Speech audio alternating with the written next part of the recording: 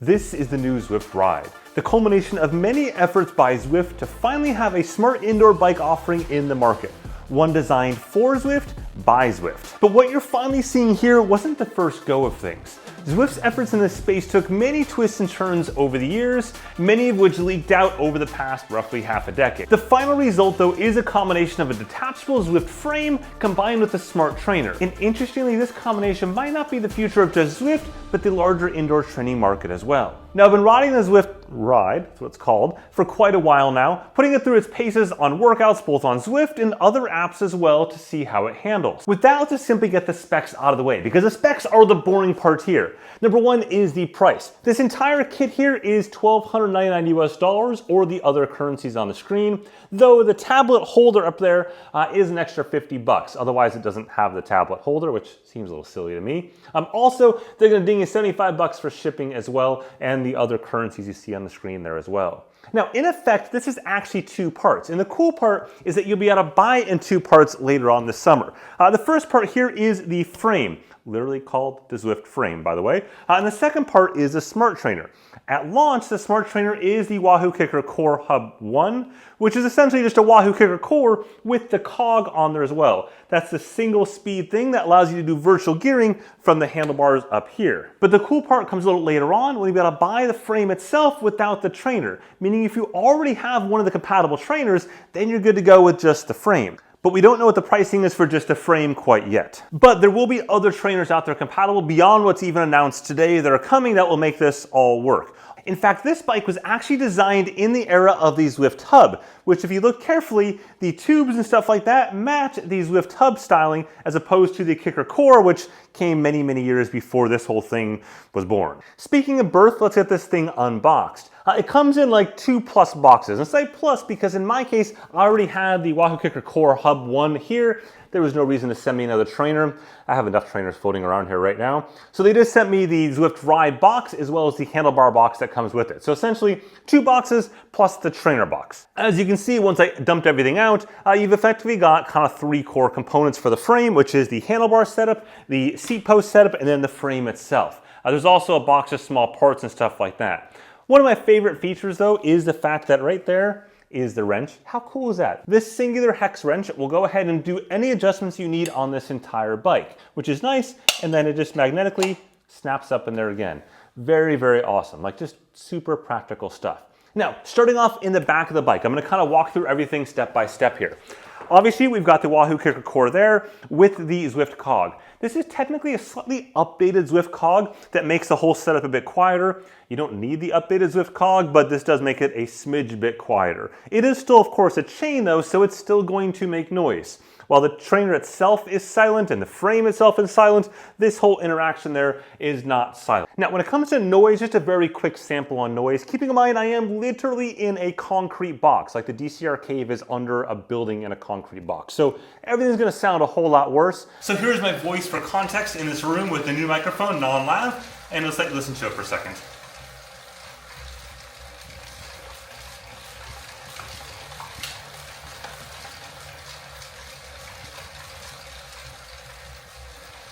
So as you heard, it's just the chain noise that makes that sound, not anything else. Doesn't really bother me, it's less than a fan would make. And hey, just a quick note before we go on to the next thing. If you are finding this video interesting and useful, now's a great time to whack that like button at the bottom there. It really does help with this video and the channel quite a bit. Moving the way up, you've got the frame itself with adjustability. There's only one size of frame. You can adjust it here for the seat post going up and down. You've got all the usual saddle adjustment stuff up here, angle and things like that. And then up at the front up here, you can go ahead and adjust the entire handlebar height up and down using this, as well as forward and back. If you just simply lift off this cover right there, then you'll find the adjustment screw right there. For example, if I wanted to adjust this forward or back, put that in there, loosen it up, and then I just simply slide the handlebars forward or back. And what's cool here is that they've made it super easy to configure out of the box. There's letters on here, A through X, and A through, I presume, X somewhere down there. And there's a little sheet card that comes with it. You just simply look across your height at the sheet card and it tells you which ones. And honestly, it was pretty much fine for me. Obviously, I could adjust it more if I wanted to, but it's a good starting point. And then to tighten things down again, you find what you want and just simply use this, tighten it up, and then pop it back in its little home right there magnetically. Again, I love this little thing. Up here is a silicone rubberish sort of cover. What's nice about it is that the sweat will pool down there. Even has like a little drain just right there. It does say on it, this area is for water bottles, pizza, and donuts. I mean, when in Rome, right? The one disappointment I kind of wish is there was some sort of other way to charge my phone up here. Obviously, you can put your phone here, is what you usually do, but there is no wireless charging here, which would be super cool, by the way, as well as any sort of phone plugs or ports or stuff like that. Now, before we talk about power and the handlebars and all that kind of goodness, let's zip back down to here. I put my own pedals on there. You can put whatever pedals you want. It does come with a pair of flat pedals, but realistically, you're probably not going to use those. The crank arm length is 170 millimeters, which is the only crank arm length they're offering. Honestly, that's a bit of a miss for me. In an era when virtually all their smart bikes are offering some sort of bear claw type design to have different crank arm lengths, this isn't, which is just kind of weird, but it is what it is. And then of course, here's the chain. This little doodad allows you to loosen the chain to be able to take it on and off, and then it reapplies the chain tension there. Also, by the way, if you are moving this around, this might look light to you. It's not. It is the same weight as the trainer itself. So the frame is 38 pounds, which is not a big deal to pick up, but it's also not light. You're not like flinging this around just to easy move it, easy peasy. It's not light. Okay, so with that said, let's get to the good stuff, which is the handlebars. Up here you have what is effectively a Zwift Play setup with these buttons right there. You can navigate through the menus, you can give ride-ons, you can use power-ups, etc., just like you would with Zwift Play, but it's built into the handlebars. And then on the sides here, you have 4 different buttons. You've got 2 buttons here and 2 buttons on this side for shifting, as well as buttons on the front, this orange paddle thing for steering, and there's also this button down here, this orange one as well. And again, these things can be customized within the app too. And then up top here, you have your tablet holder if you buy the extra $50 tablet holder. Otherwise, this just simply cuts off right there and they've got a plastic piece for you. There's like rubber here, so it kind of doesn't bounce around too far. It's also nice and wide. I've tried a bunch of different tablet holders for smart bikes and they're usually kind of flimsy. This one does a pretty good job of staying there. As I just pulled this out, of course it does, but once you have it there, it does stay there at least. But yeah, I'm pretty happy with that particular setup. The handlebar setup is charged via this USB-C dual cable right there. So dual USB-C on this side, not USB-C on this side, and you plug it into a block that you have to provide. They don't include a block, which just seems kind of like silly to me, honestly, but whatever. And you get the battery life. I think it's about 20-30 hours of battery life between charges. I mostly have just left it connected. They include these little magnetic cable holders right there. There's one there and one down there. So you can kind of route the cables sort of carefully. There is no other electronics in the frame itself. So just keep in mind, all your electronics are just in this handlebar component right there, and technically separate components, left and right. They communicate together to form one little friend group that then talks to the apps that you have out there. Now, the last piece of hardware to mention is up on the front right here. There's this little bike badge. It's kind of cool. It's a metal badge there. The idea being that down the road, Zwift could have challenges and you could earn real life metal badges to put in your real life bike from a virtual world. Another example being the Tour de France, the Women's Tour de France that Zwift sponsors. Maybe you find the Zwift people there, they give you a badge for going and seeing it there, that kind of stuff, right? It's just promotional stuff, but you could also 3D print badges and stick them in there if you wanted to. It's a nice touch. Okay, so with all the hardware basics covered, let's talk about using this thing in Zwift. Keeping in mind that this is essentially just, not essentially, it is just a Wahoo KICKR core. So the pairing process is relatively similar to what you already know and love. You open up the Zwift app, choose your power source, Wahoo KICKR core, check the both power source as well as resistance, which is the part that controls the trainer. Cadence is also Wahoo KICKR core. Controls, that's the unique part here. The controls, you're pairing up to these controls right here, which is Zwift Ride.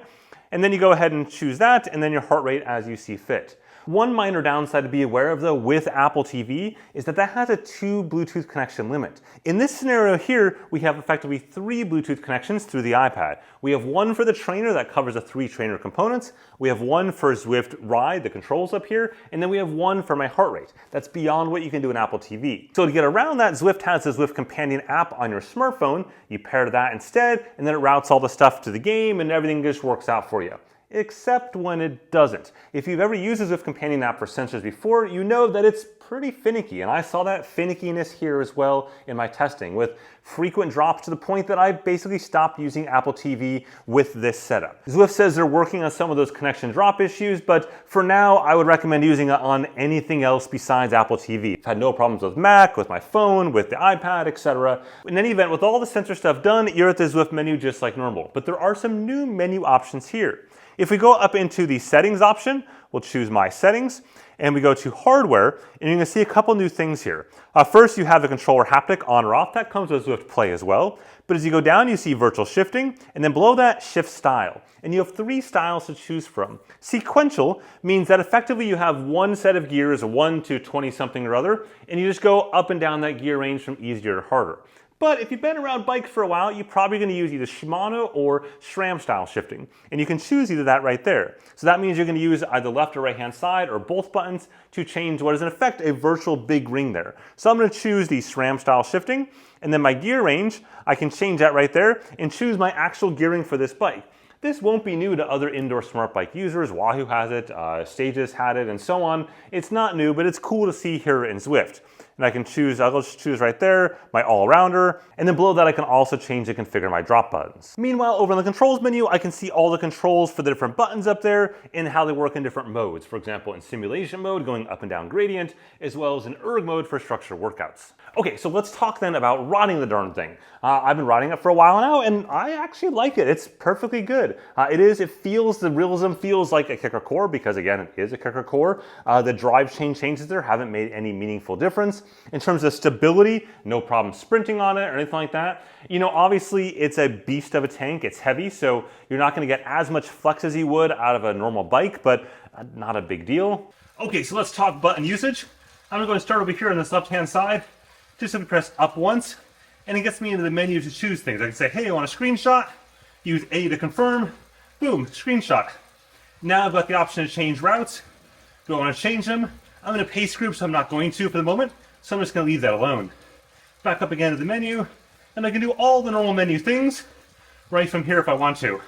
I can change views, for example, go up here and say, hey, I want the helicopter view, and that looks, okay, that wasn't a great helicopter view.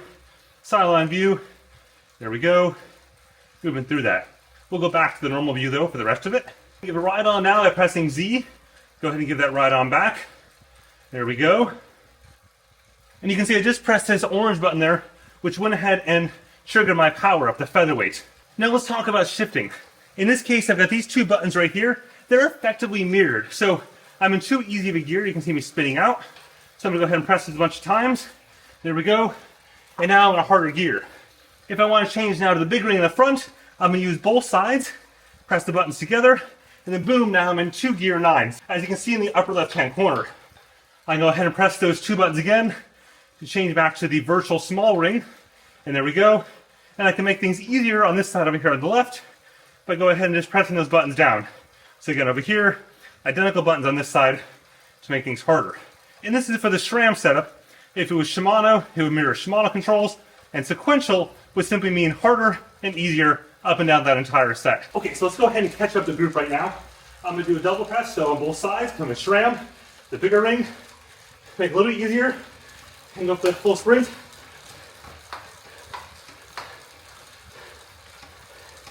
Catch back up, slide back into the back here, ease off, change my gearing. There we go, back in the pack. You know, I could easily shift from down in the drops or up in the hoods, no problems at all with both of those. All of that worked just fine, super responsive when I pressed those buttons, everything was snappy, I didn't have any issues there at all.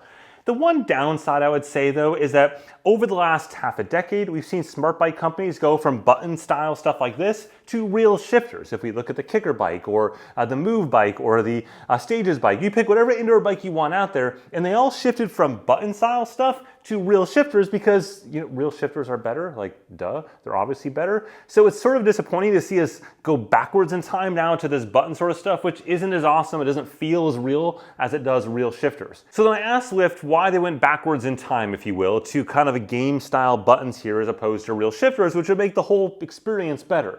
And they admitted there was a lot of debate and back and forth on which way to go. But they said ultimately for new people getting into the sport, they felt more comfortable with the buttons than the shifters, which I guess, but are there that many new people going out and buying what is effectively a $1,300 to $1,400 bike like this and then riding Zwift as a game that are totally new to cycling entirely versus the amount of people that have a bike that want something that works for multiple riders in the same house? And so I'm hoping down the road they offer a different handlebar option or something like that. That would be relatively easy for them to do because again, it's just this part here that detaches out and you could easily swap it between different frames or offer a race style version or whatever they want. When it comes to accuracy, this is the exact same Wahoo KICKR core that you know and love and have loved for 6 years. It hasn't changed any of the accuracy is the same there as well. And all that is checked out in all my testing as well. In fact, here's a couple shots right now, some power charts comparing these various different power meter pedals, and everything is good there across the board. If you want to dive into those charts a little bit more, you can do that in my full written review, but I'm just going to save you the hassle watching them and know that it's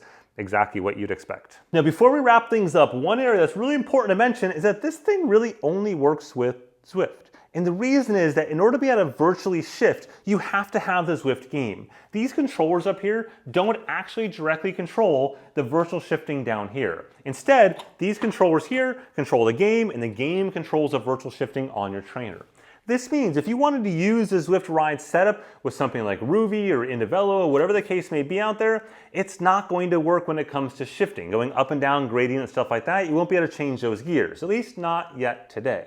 You can, however, use this in erg mode applications like Trainer Road, etc., just like you could use a Zwift Hub because there's no changing of gears. There's no virtual gearing there. You're just simply having the Trainer app, Trainer Road, set a given wattage level, 350 watts, 200 watts, etc., and the KICKR core does that no problems at all. Now, of course, if you compare this to other indoor smart bikes, every other indoor smart bike in the market, with the exception of Peloton, works with every other app on the market. It's the whole interoperability magic that is open standards. So with those details and nuances out of the way, what do I think about this thing overall? Well, essentially, you've got what is effectively a $650 trainer along with a $550 frame and of course paying for shipping. That seems reasonable to me considering the Zwift Play controllers are $100, so now you're down to $450 for the frame itself. And certainly you can go buy a crappy bike or dig one out of your garage, etc., and put it on a trainer for cheaper than that.